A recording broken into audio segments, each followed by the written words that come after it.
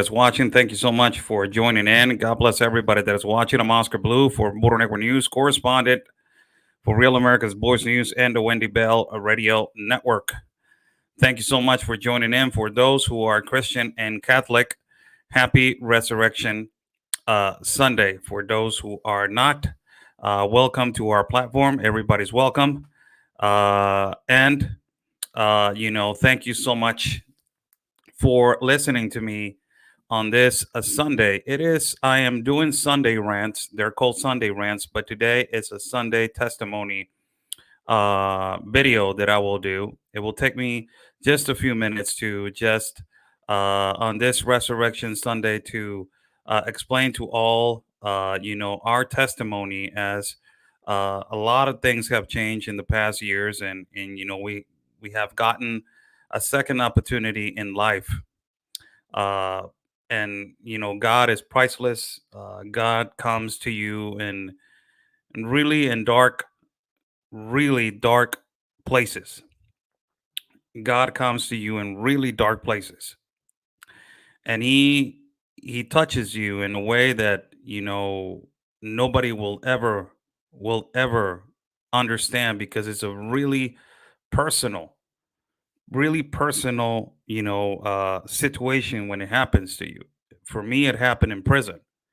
When it happened to me in prison, I was having emotional meltdowns, and it was really bad. Before I got sentenced, it was really bad. Those 6 months of the period of me getting sentenced and under the federal law in the United States of America for almost 52 months. Before that, it was a complete nightmare, and I paid all the consequences for it. And it was horrible. It was horrible. It was completely deteriorating my soul. It was deteriorating my mind. It was deteriorating my heart. So every day I had to go to these prayer sessions. We had these. I was in the MCC in San Diego Detention Center.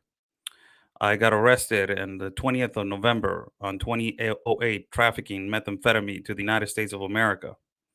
A huge amount they put in my car. I didn't know what the amount was. They put a huge amount in my car. I took the stupidest decision to ever think about doing that, because of just being immature and a necessity. And I did it. I had multiple things that I could do. I had, the multiple opportunity to be having a resident card in the United States of America. I had every opportunity to go and to do whatever I wanted. And no, I took that stupid decision because I was not that young, but I was relatively young, 26 years old, 27. So it took me to that place, that really dark place. And I remember clearly when I took that decision, I was outside of my apartment in Imperial Beach, and I never smoked cigarettes. And it was 3 o'clock, 2 o'clock, some like that in the morning, and I was smoking a cigarette outside of the apartment, and I was trembling. I could not handle myself of thinking what I was about to do. And when it happened, and when I got stopped, they put me on this.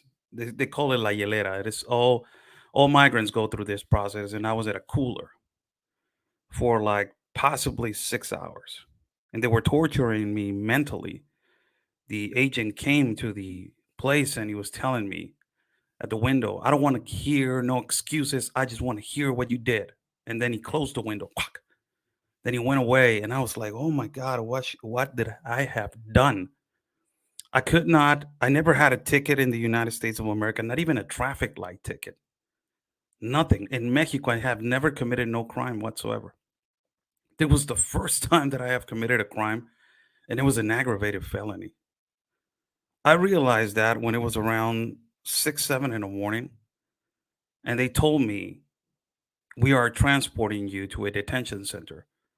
That's when it really hit me. That was when I was like, "Holy moly, what have I done?" They put me on this car, and I was in the car in the front seat. I was handcuffed, and I was going and moving. We were going on the 5 or 805 freeway on San Diego. And we were going, and I was realizing as I was in the car, I was watching where I was free, and I could not bear to witness on my own sentiments and on my own behalf that I just destroyed myself, that I just committed a mistake, that it destroyed myself. But it at that particular moment, I did not realize that that was going to change my life. And they took me to this detention center, and I was not scared to go in, but I was preoccupied. I asked the agent, "How is it in there?" "Don't worry, you're going to get along, right? Nothing's going to happen to you. Everything is well protected. It's a building where a lot of people are, a lot of people like you that have committed mistakes." Because when I was in the car, I said to that man, I remember him. He's a white man.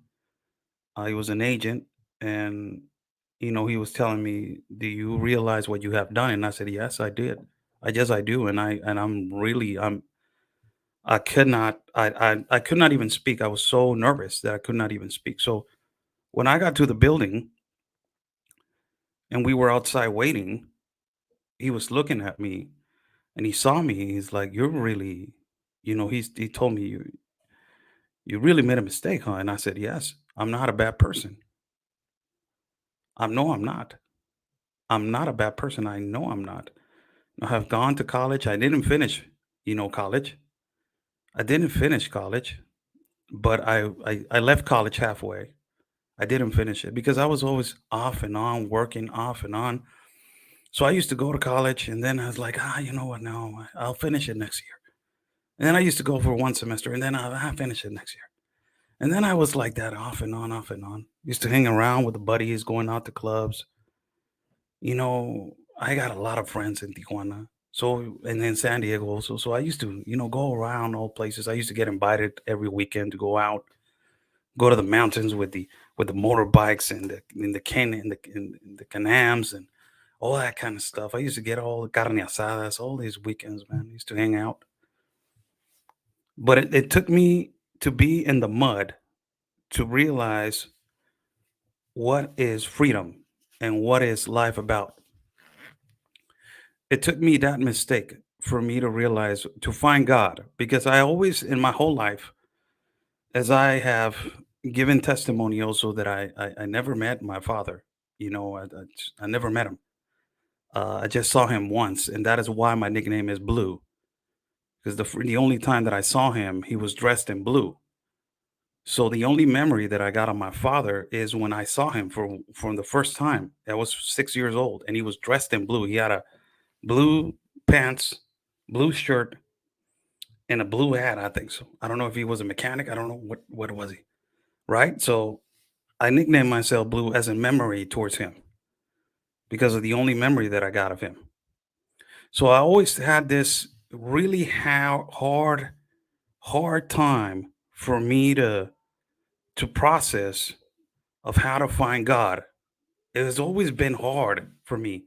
I always believed because it's family oriented. When you grow up in Mexico, you grow up to respect the Virgin Mary of Guadalupe, to go to church every Sunday, and you respect to be Catholic and all this kind of stuff. You're basically you're raised in this culture that is really conservative Catholic culture. But as young kids, you don't go and you don't care that much. But I always struggled to find God. I always did. I always did.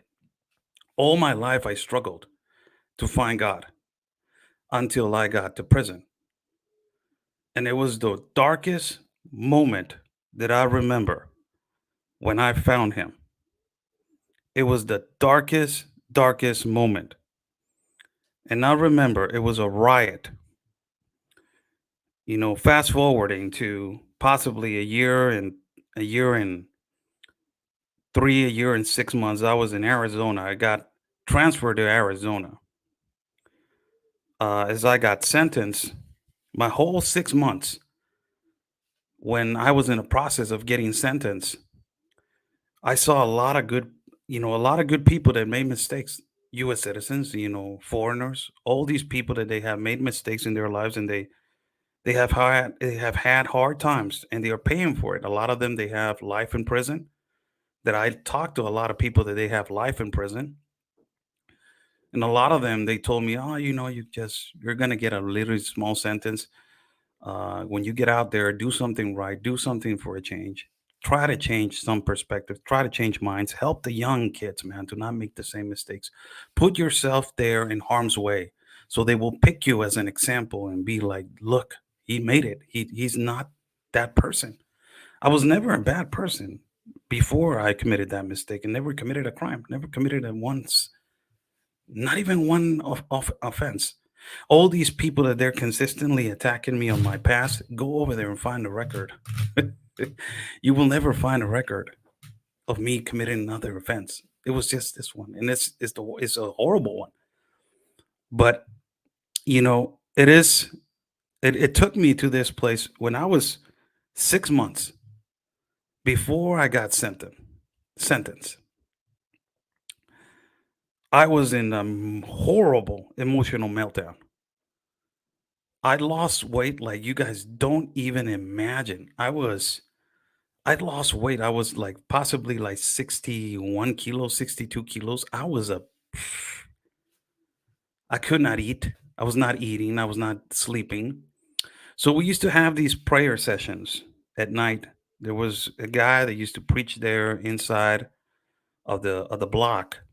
And I used to go over there and sit down. And I used to be bored just listening to what he was saying because I was like, this is not helping me at all. This is not helping me at all. It's not helping me at all. So I used to go back and pray alone at night at my bed so I will not get, 20-year sentence, 25-year sentence. So I got sentenced to 52 months. And I remember clearly when I got sentenced. I remember clearly. It was on possibly was May. Noviembre, diciembre, enero, febrero, marzo, abril, mayo. It was May, something like that, May or June of 2009. And I remember I was nervous as hell underneath the first floor. MCC is really weird. It's underneath the tunnel, so you go underneath the street, and then they move you. It's all tunnels, and then there's an elevator. And when they open the elevator, they put you on a holding cell right there for you to wait. And an officer came in, and he said, "Mr. Ramirez," and I said, "Yes, sir. Give me your inmate number." And I said, "My inmate number."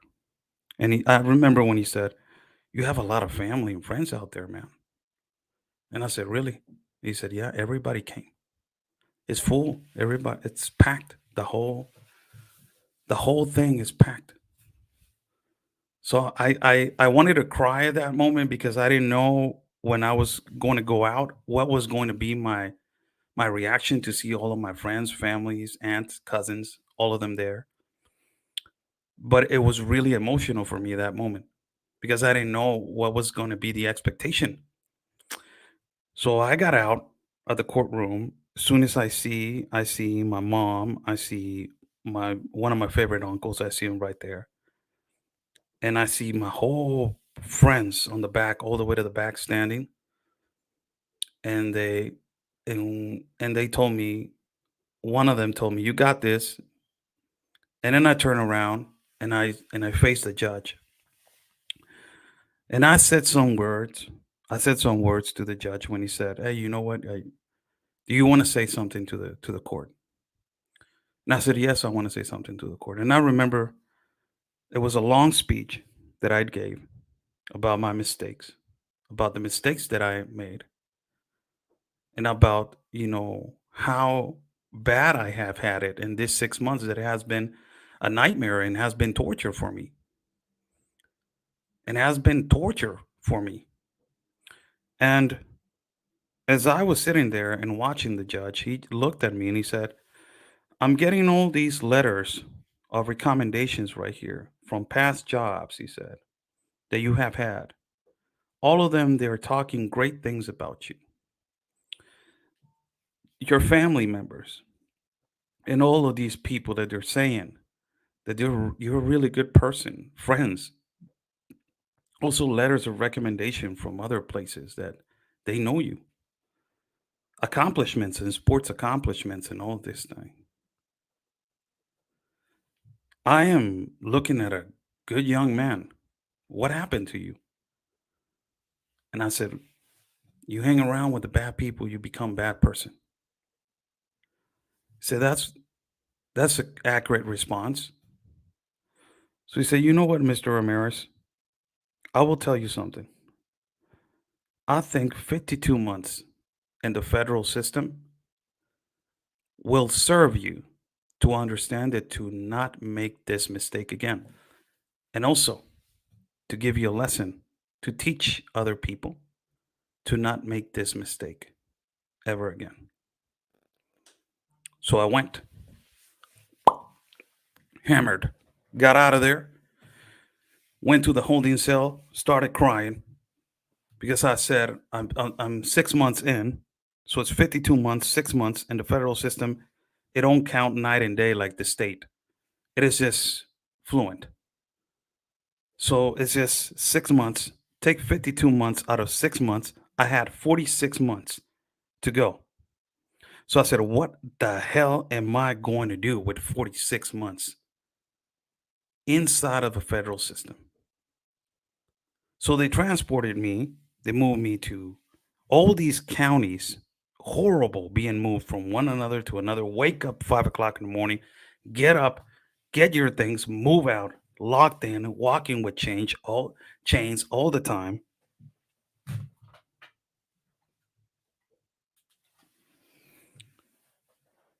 This horrible. Eating real bad.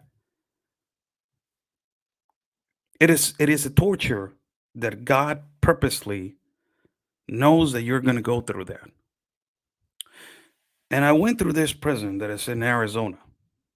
I stayed there in Arizona for almost 15 to 16 months. Almost there for 15 to 16 months. And in that prison, it was when I started thinking I should I should try to find God because I was feeling really empty. So I had a good way to get make friends inside of prison. So I learned a lot about bad people, good people. You see all kinds of people over there. People that they never understand that they need to learn a lesson. People that they like it, that they like to be in the federal system, and people that they don't like to be in the federal system and they want to go out and do something for themselves and they want to change.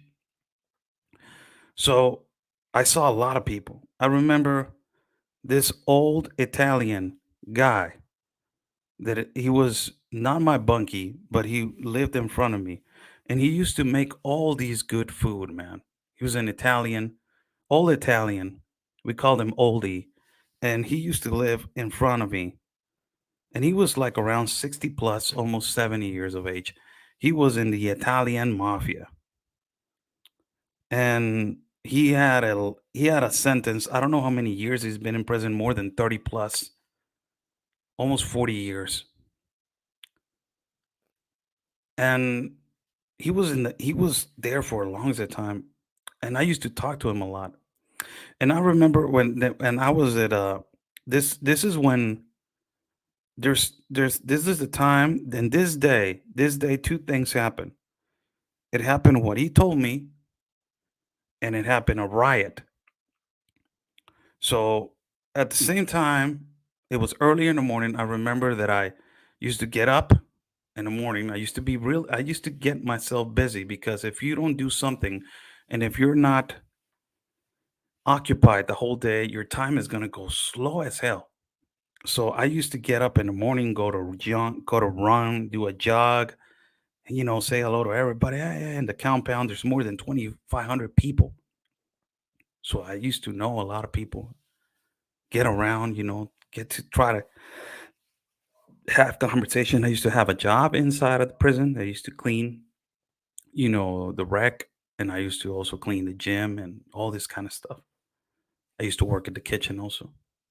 So I was in the rec in the morning when I was jogging and I used to do some push-ups. There was a basketball court that it was rooftop, and Oldie was sitting right there on the bench. He used to go out and walk with a cup of coffee, and he sat down right there.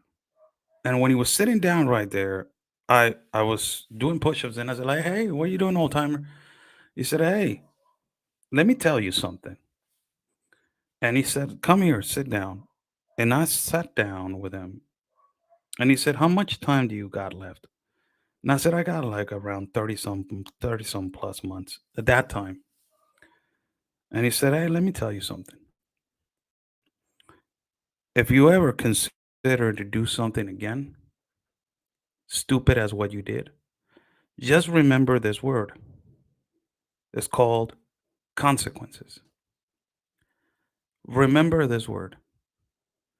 When you think about this word, you will know how serious and how it is going to affect your life.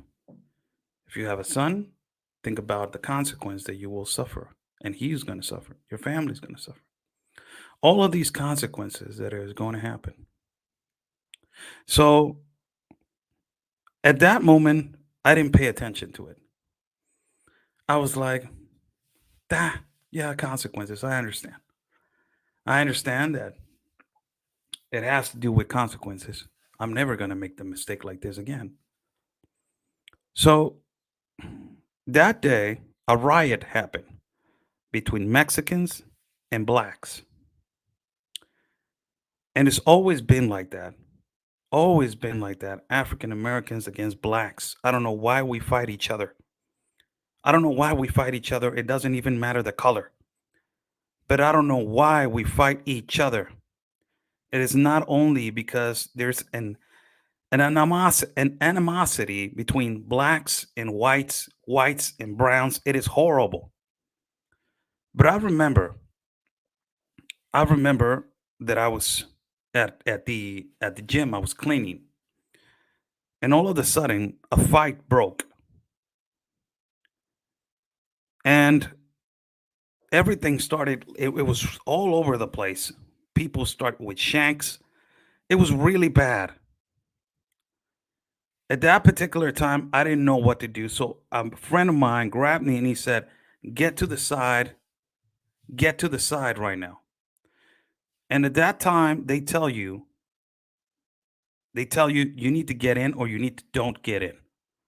So they pulled me to the side, and we were a bunch that we were pulled to the side. And I saw a lot of bad things that day. A lot of bad things. Blood. A lot of bad things. And it was that moment that I realized that I needed to have a long talk with God. It was at that moment that I realized that. As we were in lockdown for I don't know how many months, a lot of people got moved. I got shipped to another state. I got moved all the way to Georgia. So they flew me to Oklahoma, and from Oklahoma all the way to Georgia. So at that time, it was when I realized that I needed to find God. And it took me a long time to do that. I had to see the most horrible things, talk to the most people that have done horrible things in their lives, things that I never want to see in my life again, memories that I wish that I can erase on my mind and put them on a box, and that box seal it and shift it to the nowhere land. And that is a thing that I never want to be again. I was in the shoe that is the holding cell for 3 months because I was in the middle of all of it. So the cameras would put in my face in it, and I was under investigation. So they put me on this little cell for 3 months, only with 2 meals a day, 6 months there without seeing the light. I got out. I was never involved in that. because I was just pulled away, but I saw a lot of things. And a lot of us were pulled into these cells. And then later on, we were released after investigations.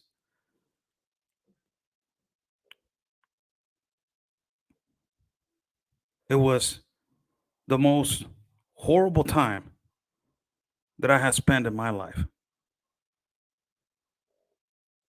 The most horrible time that I had spent in my life. It is there when I realized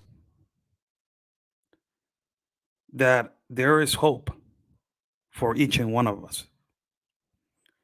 So I started talking to people and I started going into Bible studies in the other prison that I was at.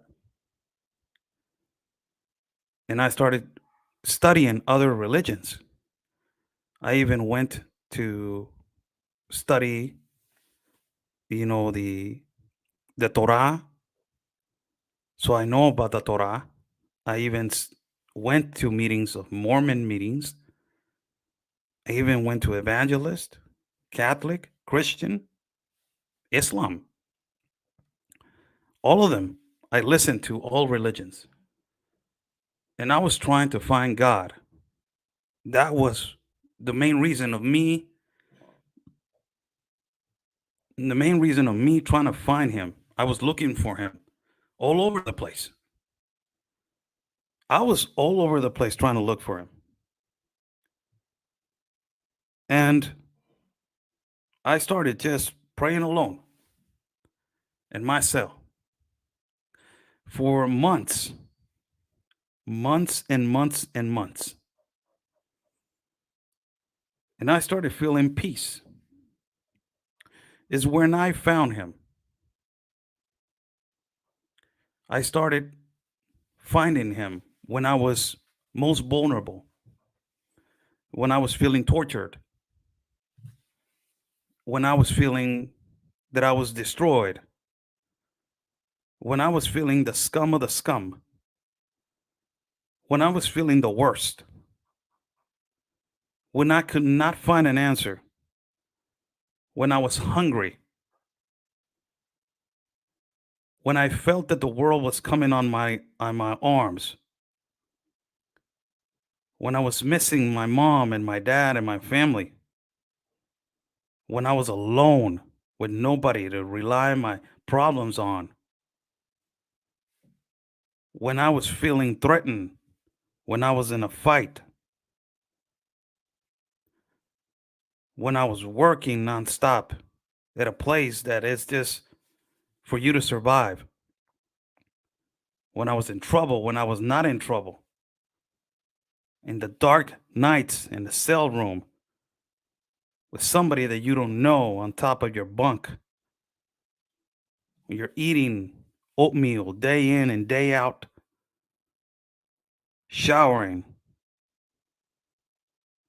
at a place where you don't have no curtains, no nothing, working out with people that they're your friends, doing push ups, pull ups, selling coffee, working at a kitchen, cleaning tables, cleaning floors, cleaning bathtubs, cleaning everything, being respectful to CEOs, correctional officers, being respectful to everybody, keeping your word, being a man. That's when I found him. And when I went through all that torture, I said, this cannot be the end of me. I'm going to be 31 when I get out. I'm going to be 31 when I get out. This cannot be the end of me. And before I got out, there was this Colombian man, Henry, it was his name. It is his name. He has been locked up for more than 15 years. Before I got out, months away when I got out, He gave me a gift that I still have it. I have it on a box. He gave me a cross. He was a really good man. He made a mistake. He was a really good man. He gave me a cross and I hold it and I said, "Thank you, Henry. I know you pray everything every day with this. Thank you so much." And he said, "No, I'm giving it to you because we have had this talk that you're always looking for God and you never have find him. Look into Jesus as he is the resolver of your problems. He's the one that is going to cure you all the time." I realized a lot of things when I was in there. It completely changed my life. I'm not embarrassed to say what I did. It doesn't affect my life now. It makes it better, really, because it made me a better human being. I made a mistake, one in my life, and it has made me a better human being. I came out deported from the United States of America, from Matamoros, a city that I had never been into.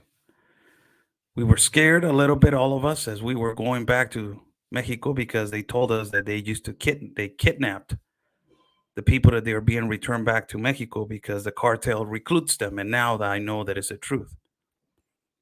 So we were six of us that we were in this group. So we were close together. We picked up a taxi and it took us to the bus station. In the bus station, we paid the bus ticket.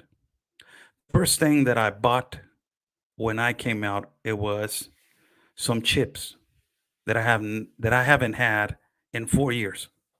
I remember.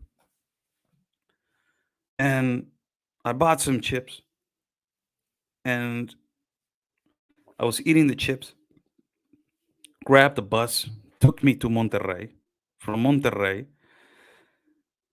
I flew from Monterrey all the way to Tijuana. When I landed in Tijuana, my mom and my dad were waiting for me there. My mom, when she saw me, she hugged me and she said, "Jesus has saved you, son." And I said, "All right." It didn't take me. I believed in him. I really kind of, I really wanted to believe in him. I really wanted to, but it hasn't shook me into a place where and I say, "This is because of you, man." I haven't had on that particular time. I did not have that experience that I could say, "This is because of you."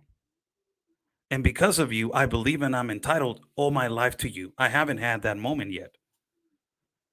So I came out, I went back to college. I finished my semesters, but I did not get my title. So that came after. So I had my broadcasting career, started doing some boxing and all this kind of stuff. Then later on, started, getting into the immigration issue, which I didn't have no, you know, self involvement. I was doing some broadcasting on boxing and on sports. I used to work for a radio station over here and several radio stations over here. So my whole thing was radio.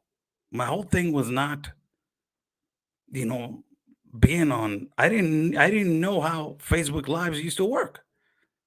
That's how I was so not involved in social media. So the channel that it was a radio station over here told me, "Oscar, will you care to go and do a live for us?" And I said, "Where?" And they told me this place. So I went over there, did not do a live for like 2 to 3 weeks. I was just watching the whole thing. I was just standing there and watching. So I used to go in the radio station and talk about it, but I didn't do no live feeds. So it was like 2, 3 weeks of me just watching there, seeing how everything was going on, people confronting each other, buses arriving. Until you know, until until I basically I got involved and I started doing live feeds on my own in Spanish. People started telling me, "Do you know how to speak English?" I was like, I yes, I do, but I don't want to." And I asked a question to one of the lawyers from the ACLU. I remember at a shelter, and they were like, I was like, "What are you guys doing here?" And she responded, he or she responded, and then everybody on the live feed was like, "Do you know how to speak English? You know how to speak English?" I'm like, "Yeah, I know. Can you do just one video?" So I said, "All right, I'll do one." So I started doing bilingual videos, Spanish and English. I started doing both.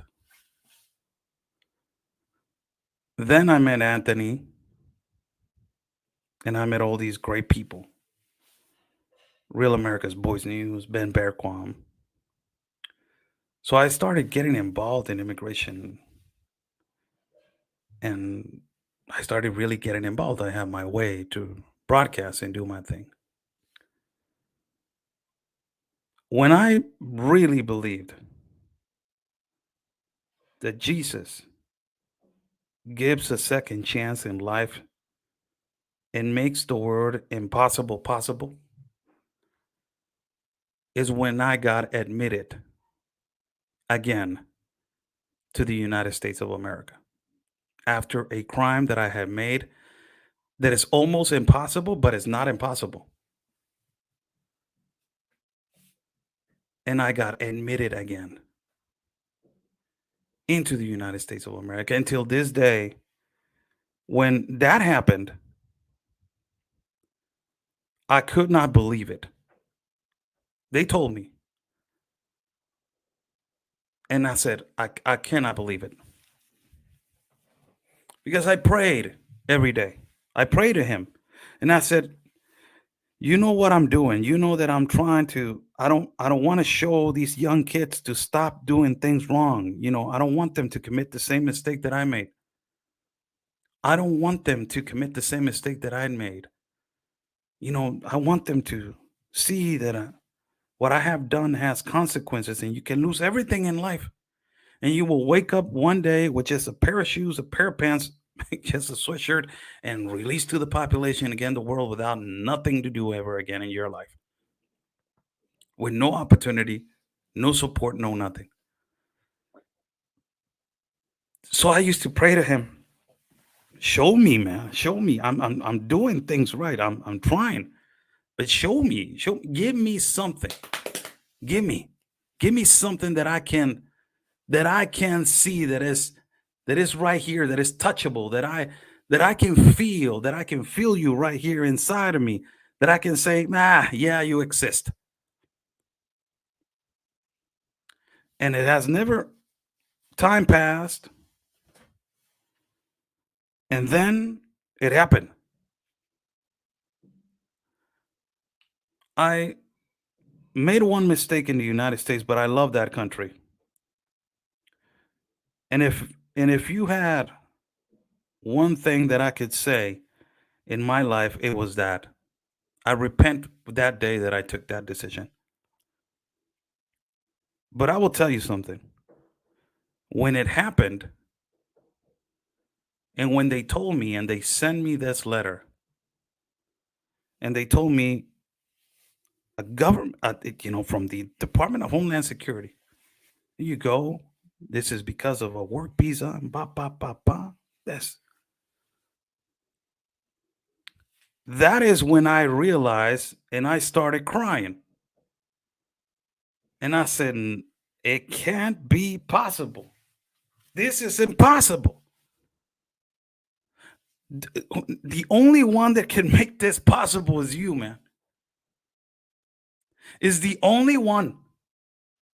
I don't believe that nobody in the world it is possible on doing this, just you. There's nobody. It's just I cannot. I was looking at the piece of paper and I was grabbing it And I was holding it and I could not believe it. I was like, can't believe this. I grabbed it, I hold it, I hugged it. I showed it to my mom, to my family, to all of them, and they were really proud of me. When you believe in God, when you do things right, when you work like I have always worked, you can go on my records in California. I filed taxes in California. I lived in California, paid rent in California.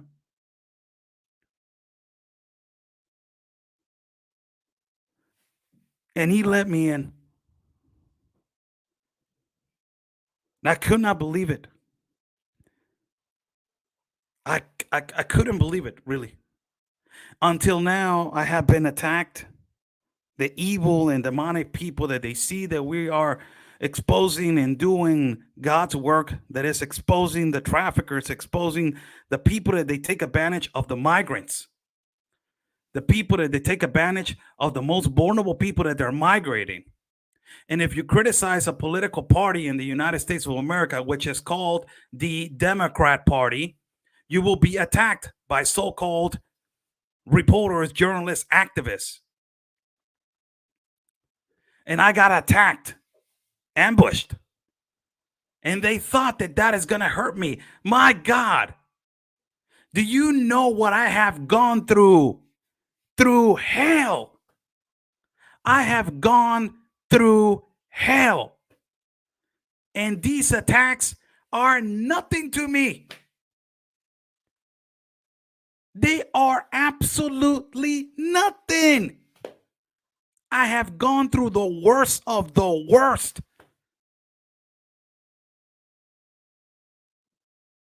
These attacks are nothing to me because I know that deep down inside, I know your intentions. I know everybody else, bad people's intentions. I read you. I have lived with you for 4 years in a prison. I know how you act. I know how you behave. I know your intentions. I know how evil dresses. I know how Satan will dress, and it will try to push you down and try to embarrass you and try to put a foot on your throat and tell you that you're the worst of the worst. So you will not overcome that. So you will not get up the other day and work. So you will not succeed. So you will not be the future of your family and the future of yourself. I know how you dress. Yo sé cómo eres. Y como decimos en México, me la pelan. And like we say in Mexico, you are not squat to me. Because I've been through that hell. It is called hell. Thing that you haven't gone through. A thing that you will never, and I don't wish that you go through that. I don't wish that nobody will go through that. Even if you're my enemy, I don't wish you wrong.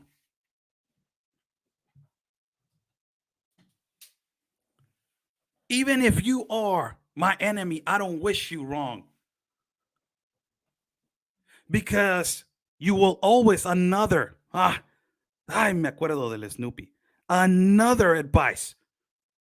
Even if your enemy, you learn from your enemy. So you thank God for your enemy. Dale gracias a Dios por lo que te hizo. I remember that advice. Another one. Somebody did something wrong to me when I was locked up.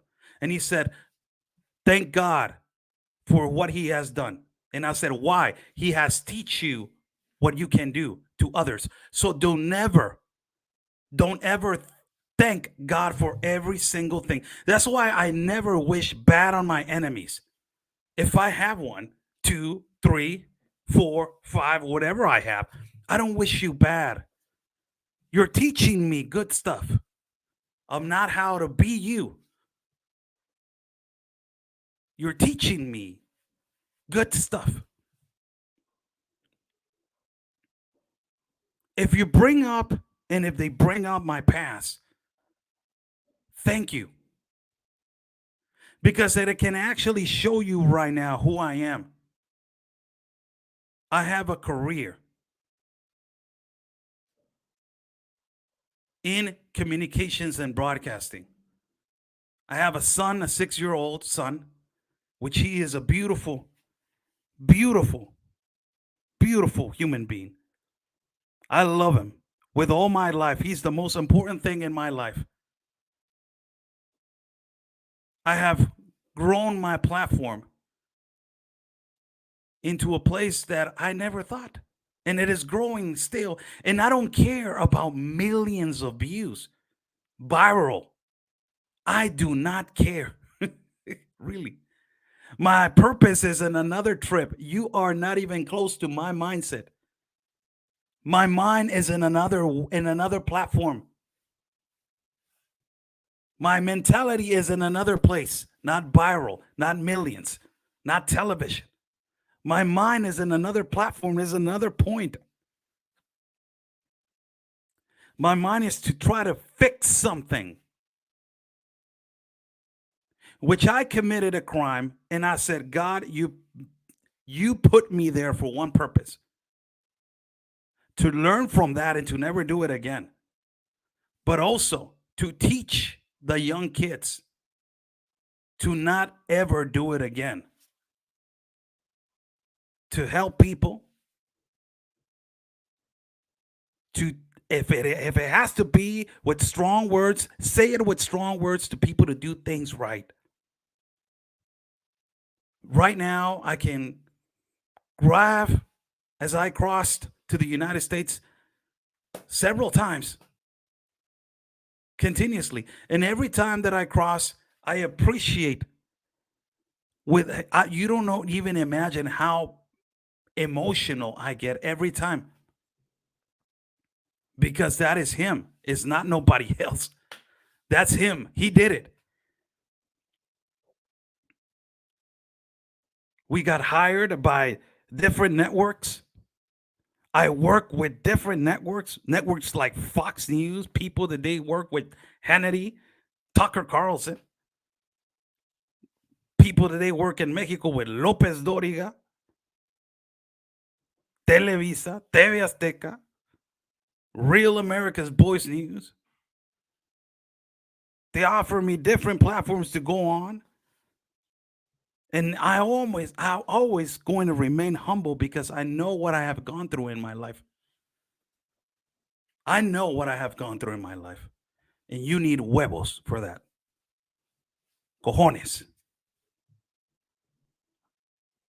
A lot of that and a lot of heart.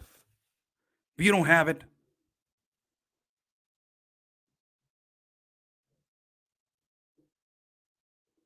it's a thing that I wanted everybody to understand, that there is a point in our lives where you hit rock bottom. And when you hit rock bottom, it's when you realize what kind of person you can be. But as it is never going to make you a better person without God. When you have Him on your side, you're unbreakable, you're unstoppable, you're just impossible to break. The devil is whispering right here, talking to you. And you looked at him and you laugh, and he gets mad because you're not putting attention to him. And you keep moving forward. Consistency, discipline. You make yourself into that person that it takes you a long time to become, because it's a work path. It is not a thing that you wake up in the morning and you are a reporter, a broadcaster, an activist, whatever you want to call yourself. an architect. You don't wake up like that. It takes you a lot of emotional distress, distractions, life and death situations, suffering, crying, hurt, sweat, tears. It takes you a lot of that. I remember when my uncle was passing away from cancer. And I remember he had a couple of episodes where I didn't want to go in the room to watch him because it was so hurtful to watch one of my heroes being in that kind of situation. And we used to pray. I used to hear him on the other side of the room, his complaining of his hurt because he was struggling to breathe. So I remember those things that stick to my mind. I said I had to do something about this. I had to release my anger in some way. I have to help somebody in those kind of circumstances. So I said, God, guide me. Tell me what I can do. Use me. You have used me before so many times. Show me. Just show me what I can do. I started training again boxing. And I said, you know what? I'm going to help somebody with cancer.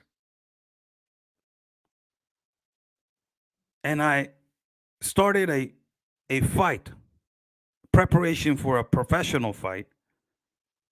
And I made a petition on a Facebook page. And I said, whoever has a person with cancer, tell me.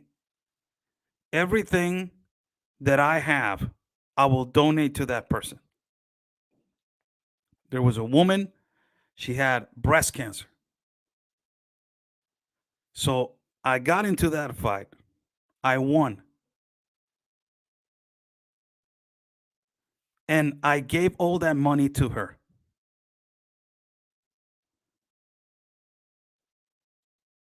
Weeks later than that, my uncle passed away. But when I finished that fight, I was coming down the ring, I remember.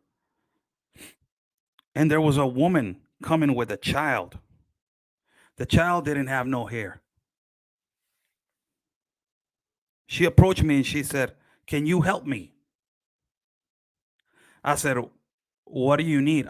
My eye was shut down like this. I had my eyes shut down and I had a cut right here. And I was kind of bleeding. So I said, can you hold on a minute? I'm trying to get to the hospital. They're trying to cure my eye. And she said, no, I need your help. I need your help. And I said, no, what I can't give it to you right now. Can you just, there's a foundation of kids. There's a kids foundation that is for cancer. Can you help us? I said, ma'am, I just got out of the ring. It's a lot of compromise to just say yes. Please, can you help us? And he showed the kid. And he was right there, sitting, well, walking with her. And he looked at me and he's like, "Me ayudas?" He said, will you help me? And I thought, oh my God. So I said, all right, I'll help you. I said, yes, but let me just go and fix my eye. So later on, I got into another fight, professional fight, really difficult one. I had to go down to almost 66 kilos, 146 pounds, the welterweight division. It took me a lot of preparation to get there. I remember in the last days, because I was not drinking water, that's how you dehydrate yourself to make weight. I was a really small guy. And you can actually touch my back skin and you can feel it like if it was a newspaper. It was dry because I had dehydrated so much to make that weight and to fight that fight for those kids. God put me there for that purpose that day. We gathered, I don't know how much money, because the mayor at that time of Tijuana stole all the money for some ventilators for them kids for cancer. So we gathered all that money for them. And I gave it to them. I got out of there that fight, and then another person came. They told me, "Can you help me?" I said, "Let me just rest and let me just eat something." I was so hungry still. We won that fight also. What am I trying to tell you guys? God puts you on particular places in your life. Today on Resurrection Sunday, I wanted to talk to you guys for just a second. And it is important for me to tell you this because I do not run away from the truth. I'm right here telling you my testimony. Everything it is possible in life. Everything. The devil and evil, they're always going to be right there, looking at you, seeing how you're succeeding and you're going up. But they are going to try to press you and to pressure you and to pull you down, attack you in so many ways. That's the devil, that's Satan. And it depends on you or what you're trying to do with your life. And if you're trying to change your life, and if you're trying to do something with your life, don't be there waiting for it. Get up there and do it. Don't be afraid. I was afraid once to do what I do. I was afraid to do that, to do what I do now. I was afraid.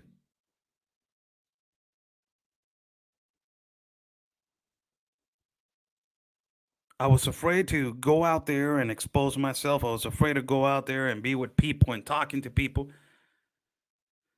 I was afraid. I was always that guy that, why? I got out there. I didn't care.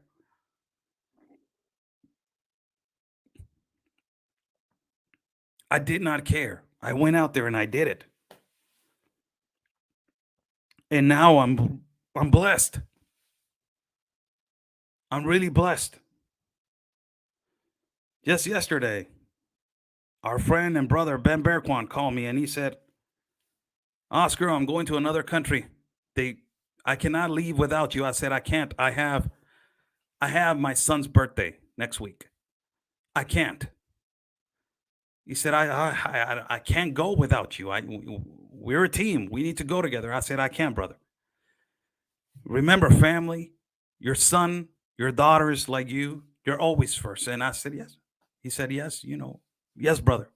You're right." It puts the right people always in your path.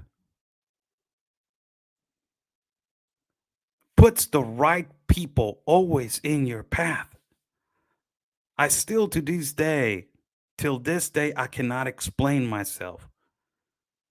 The miracle that he did with me. The miracle that he did with me to admit me and bet me again to this country. I will never try to understand it. He has a purpose with me. I understand that. And that purpose needs to grow more. So today on Resurrection Sunday, love the one that you hate. Don't hate the one that you love. Because if you hate the one that you love, you're never going to know what love is. Forgive and be honest with your heart. As Jesus, in the most difficult time in his life, the most important man that he has ever walked in this planet, his name is Jesus of Nazareth. In the most important moment of his life, when he was crucified, punished, tortured, had nails on his hands and on his feet, spit on, and then they put a dagger up on his heart.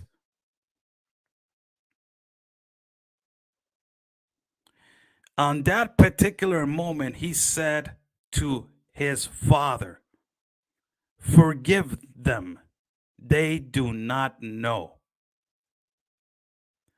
What makes you special to not to forgive? What makes you special to not to believe in yourself?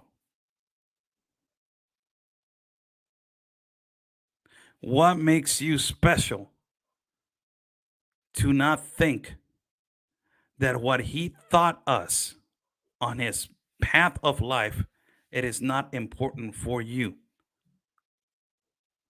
What makes you special to think that people don't deserve second opportunities in life without their entity or nationality?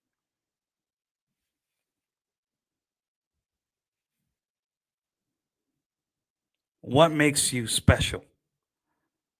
Remember, Jesus was in front, Yeshua was in front of people that they were throwing rocks to Mary Magdalene because they were accusing her as being a prostitute.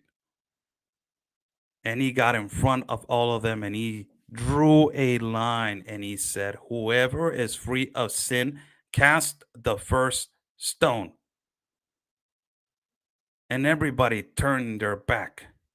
Who are you to judge people that they have committed one mistake to not deserve a second chance in life when God, Jesus of Nazareth himself, put the example to all of us that everybody deserves a second chance in life?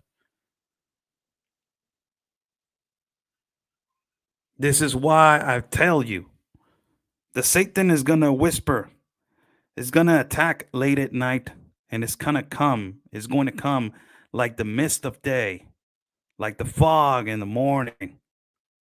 He comes and he clouds your home and he tells you, you can't do it. You're nobody. You're insignificant. You will never accomplish anything. You will never do anything with your life. Stay there. Hide. You're a coward. He will come and he will tell you all of that. He will tell you you're not a good mother. You're not a good father. You're doing things that are insignificant. Do this, don't do that. They will insult you. He will insult you. He will make you try to look bad in front of people.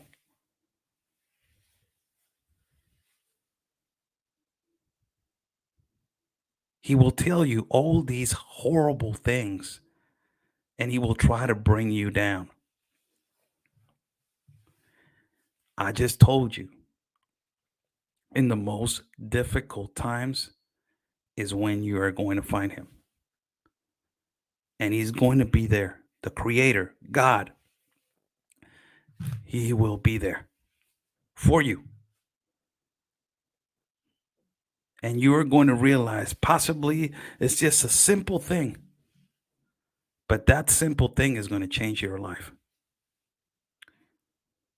Don't ever let nobody tell you that you cannot do it. Have courage and have character with that.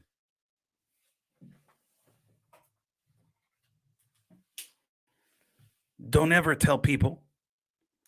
Also, don't be that person. Don't ever tell people that they cannot do it, also. Wish them good. Don't ever be that person. Don't let Satan pollute your life, your heart, your mind, your soul, your energy. Don't let him get in your area, in your aura. Don't let him. You're stronger than that. You're much stronger than that. You have Jesus on your side, you have God on your side. Don't let him get close to you. Get him away. Show him that you can do it. And when you're showing him, show the compassion that you have to do it also. Show him that you're a compassionate human being, that you have a heart. That breaks him. That tears him apart in two pieces. That divides his face, mistreats him. Remember, Satan hates you being happy, you loving, you being caring. Don't let nobody tell you that. You can do it. Tú puedes. You can. Look at me. Gone through horrible situations.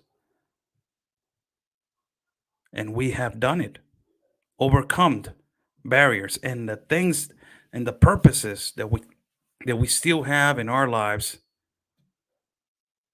My dream is another thing that I know that I can reach.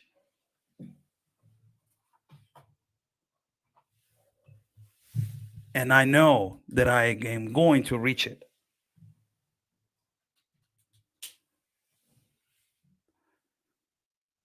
And I'm still concentrated on that. Forgive. Thank you so much for joining in on this Sunday.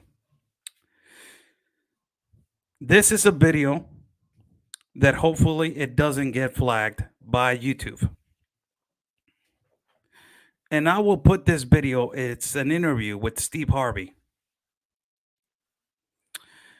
This really touched me because right now, and before I move on, thank you so much for joining in.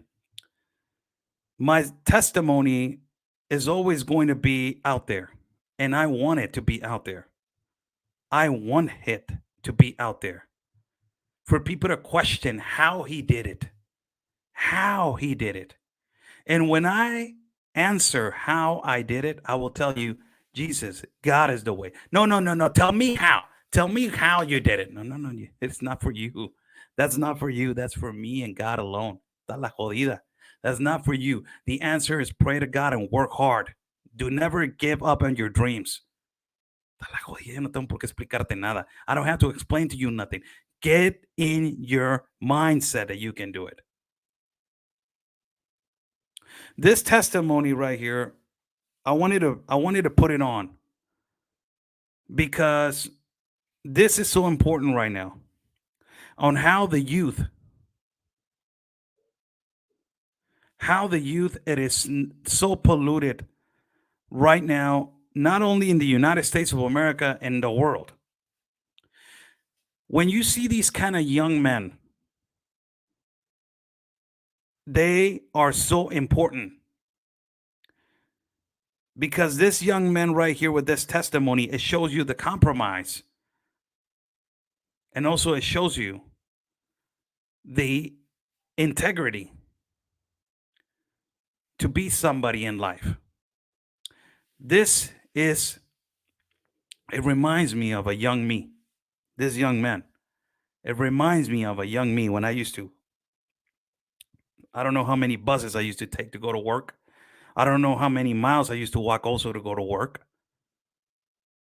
I did not have a lifestyle like other people had a lifestyle, the plains and beautiful neighborhoods. It was not like that.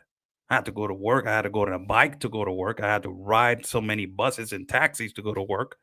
I had, it took me a long time for me to get my first car. A long, long time it took me to get my first car. Listen to this testimony. This is what the United States needs. Gentlemen like this, young men like this. I will play a few minutes, 3 to 4 minutes of this, and then I will give my last thoughts. Aspiring young man who walked 20 miles to make it to his first day of work. What motivated you to walk instead of calling off your first day? I just got laid off my job for UPS, so I was putting in job applications, and nobody would give me a call back. And I was just like, somebody just give me that chance. I can show them who I am. And the moving company called me and said, hey, you hired. And I was so grateful for that. My car broke down, my ride bailed on me. And I was thinking, I can get there. I got 2 legs and 2 feet. I have a way to get there. So I'm supposed to be there at 7:45 in the morning. I left at 11:40 p.m. that night at 4 o'clock in the morning, right before you get on the highway. I decided to take a 2-minute rest.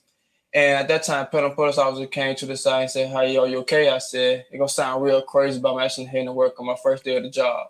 So what happened next? His friend that knew me in the area came, picked me up, and drove me the rest of the few miles. And at 6:30 in the morning, we arrived at the homeowner's house, and he went ahead and told them it was okay for me to come in and be this early.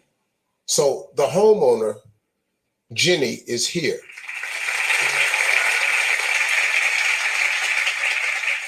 Okay, so you're the homeowner. What'd you think when you opened the door and you found out what had happened to Walter? To be honest, my eyes just filled with tears. At 6:30 in the morning to hear that story, you just loved him right away. I mean, he just a fine young man, you can tell. And, being a mom, I knew he was tired. I said, hey, why don't you go on upstairs and just take a little rest before we start the move? And that way you can, rest before your team comes. Hold on. You tell this kid to go upstairs in your house in a bedroom and rest. I did, because I knew he had to be tired. And he said, no, ma'am, I want to get started and help you guys move. Yeah. All right. So let's get to this part, folks.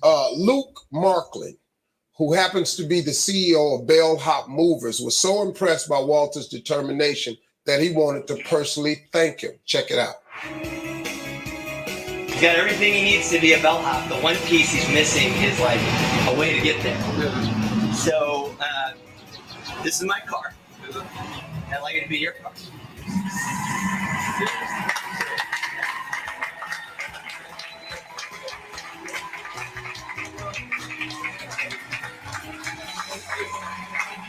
Oh my God. This whole story is so good.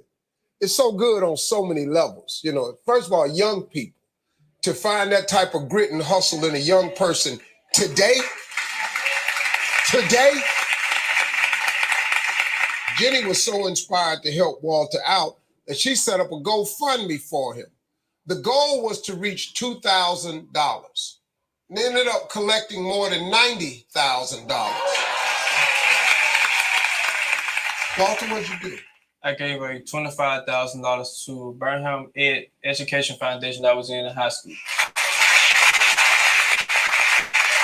That organization gives high school students ready to go into college life and get ready for it. So you knew about this organization? Yes, I was in high school. Oh, you were in it? Yes, so they made me to be the Walter I am today. Really?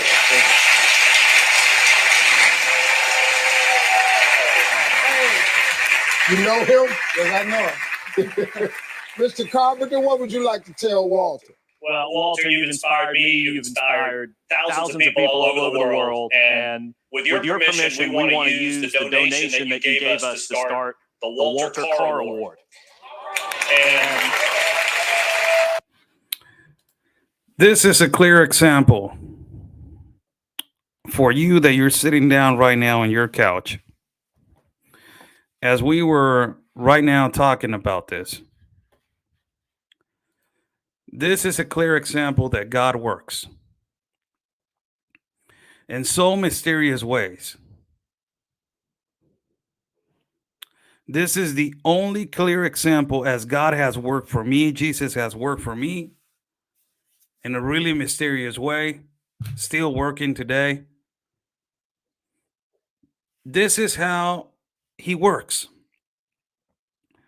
When you think the word impossible, it is not possible. That little glimpse. This is why I say all the time, when there is darkness, there will always be light. Where there is a heart, there will always be love. But where there is faith, you can always find God. This is a clear example for all of you that it does not matter how much you go through. God has a plan for you. He does have a plan for you. And that plan, he will in due time tell you what is. Don't get desperate. There is a couple of comments which I have want to read right here because they're really intense comments on this live feed. And I want to read these couple of comments right here. Gail Coyne says, I have skin cancer. You have God that is more important. Don't worry. Rely on him.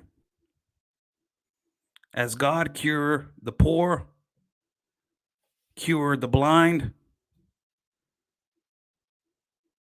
he brought Lazarus from his death. God is always there. Rely on him. Don't rely on what people say.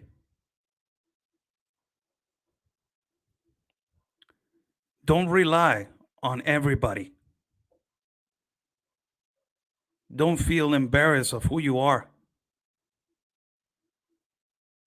Don't be afraid to go out there and do things that you still want to do.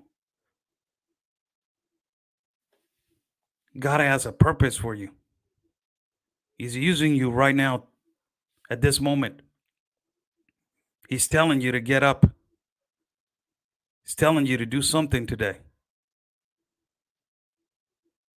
If it's not, and if it is not working right now to help you, he's telling you to help somebody else. He's using you as a tool to show other people, to help. He's not telling you to only help yourself. Help other people. Possibly that is his purpose. You're doing good. Don't let Satan whisper in your eye that you're not doing all right. Don't let him. You're doing good. Look at him and laugh. And tell him, this right here that you put in on my skin is just a test. I'm peeling and I'm converting into a beautiful, more beautiful soul.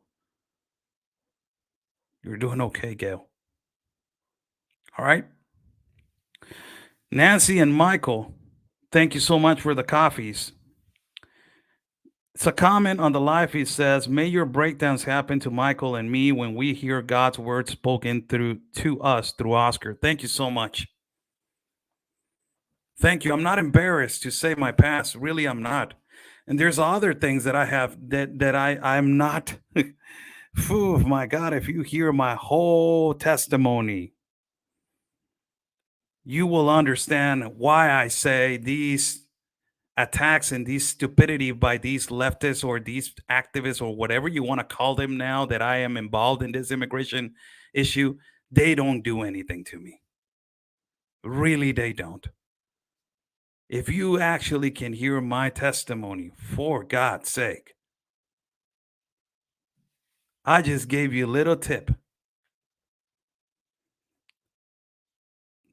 To Nancy and Michael, you're doing good.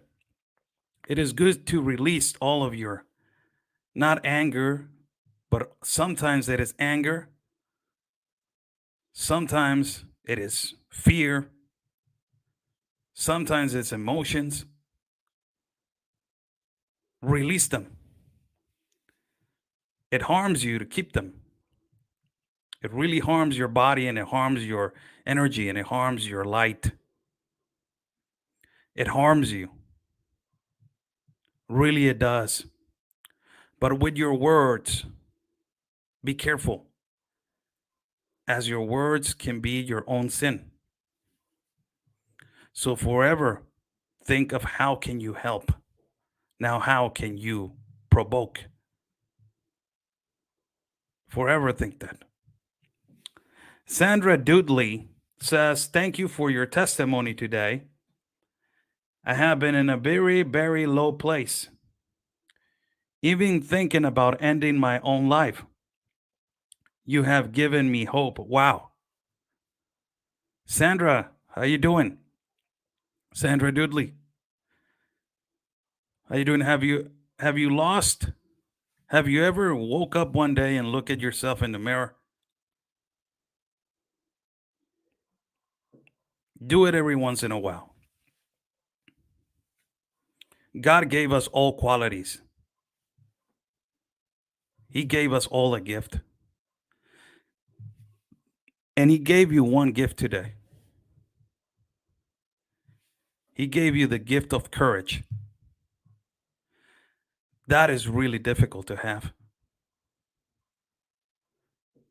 You are really important right now. You're a really courageous person to tell me this. I'm so happy to hear this comment, to hear you on my live feed, to be this courageous and to tell me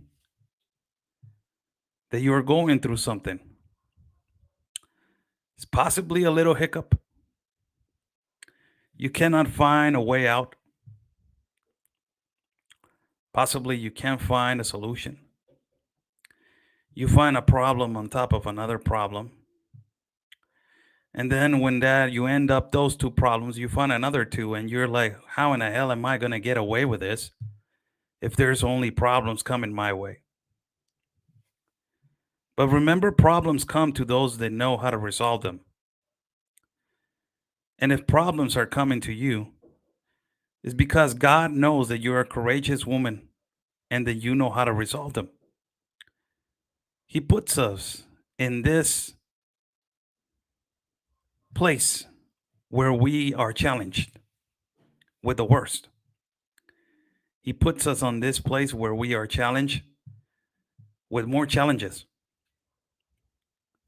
Remember, the only one that it can take away your life and the only one that it can bring you to life, it is God himself.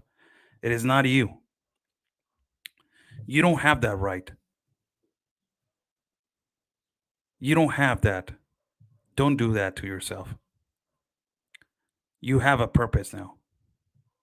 You're a courageous woman. So try to do what you think that is impossible. Try to make it possible. Find always a way. You can do it. It's not that hard. Don't let the world fall on your shoulders. You're not going to be able to carry it. It is impossible to carry it. Remember the word impossible? So it is a possibility. When you hear this word impossible, there's always a possibility. When you hear the word feared, there's always a man or a woman that is going to say that I can beat that fear. Whenever you hear the word leadership, is always ego, prepotence, and arrogance, but is always also a leader that is compassionate, humble, and it is always thinking of everybody else's heart and everybody else's future. That is a true leader. Whenever you hear that you cannot do it, get up and do it. That is your test. That is your test. That is your calling right there. They're telling you to do it. Thank you for joining in an hour and 27 minutes on this Resurrection Sunday. I always, do a live feed on this Sunday, but I wanted to come to you guys on this Resurrection Sunday to give you my testimony. We got almost 400 people watching. So thank you for every single one of you to be watching and to listening to me, as everybody deserves a second chance in life. Don't ever let nobody push you down. And those ones, they do that. They don't want you to rise. That is Satan. That is the devil. Wish them good. Remember, don't hate your enemy. Love your enemy. And your enemy will love somebody else. Everything that has happened to me in this past years has been a blessing. Every single thing that has happened to me has been a blessing for me. Bad thing, good thing, all of it, I consider it a blessing. All of it. I really do. Considering a blessing.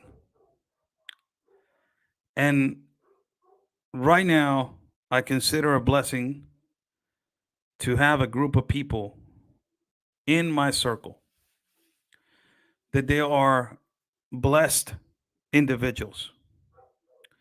I'm so blessed to have the friendship of Anthony, my partner and colleague of Border Network News. So blessed to have my producer, does so many things for me that I cannot even imagine who else will do these things.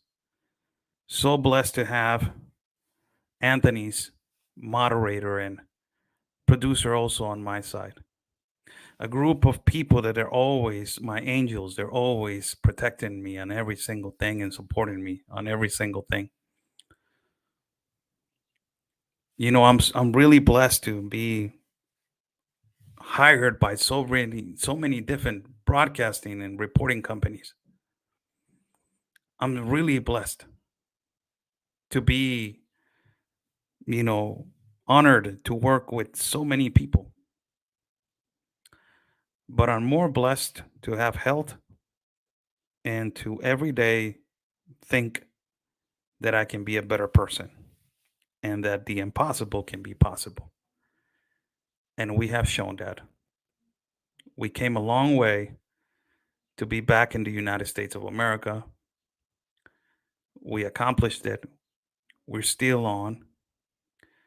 Until this day, I will always rejoice that moment because it is never going to end. God has given me another opportunity in life, and I am thankful for the rest of my life for Him. God bless you guys. Have a beautiful Resurrection Sunday. Stay safe. And like we always say, people, peace and love. Because always your country's first. God bless.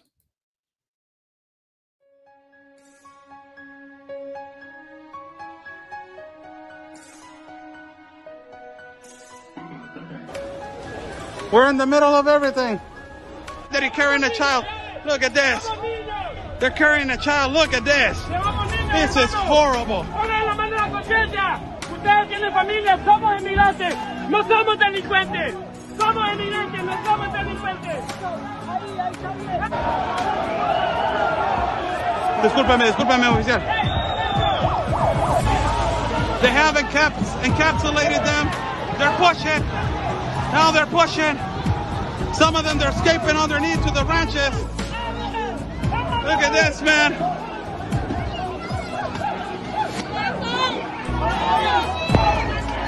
They're throwing rocks.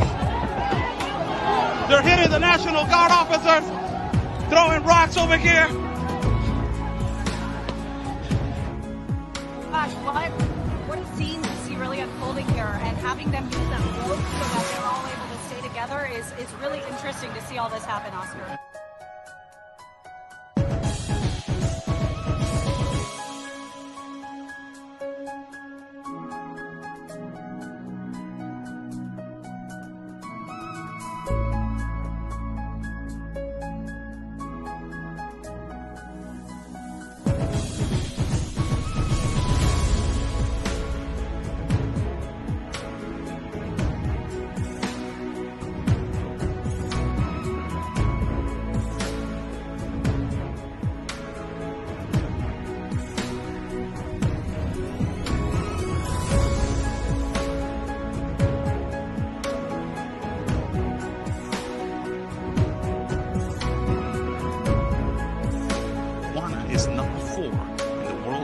killings and homicides. Due to this factor, the military will be flown to Tijuana.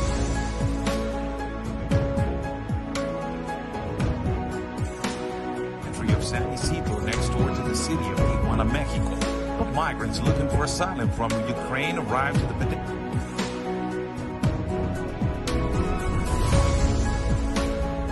Roto, señores, las barreras.